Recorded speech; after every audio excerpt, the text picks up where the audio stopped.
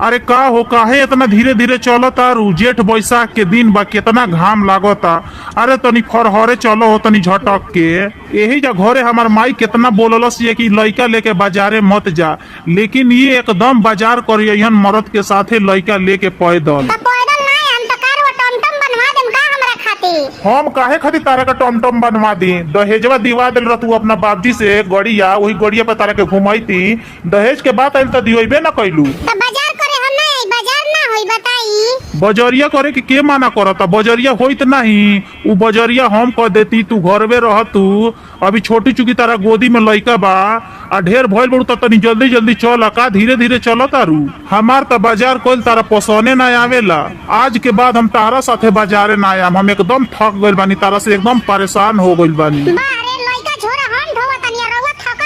तो बाजारे अइबू तो लइका झोरा तो ढोवई के पड़ी, तो तनी झटक के चलो, हमरा घाम लागता। अरे ये जी के ना झटक के चली रहुए बताई, नान मुक लइका गोदी में बा, झोरा हम ही ले ले बानी।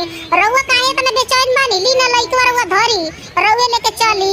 हम काहे खातिर तार लइका ली? उतराई लइलू ह तो तू लइका ढोवा, तू बाजार क के झोरा ढोवा। हम कुछ ना ढोए, हम तो खाली साथे साथे चले। तनी झटक के चल, हमरा बड़ी घाम लागता। हमरा लइका से कोनो मतलब नहीं है, लइका के भुइया ध द।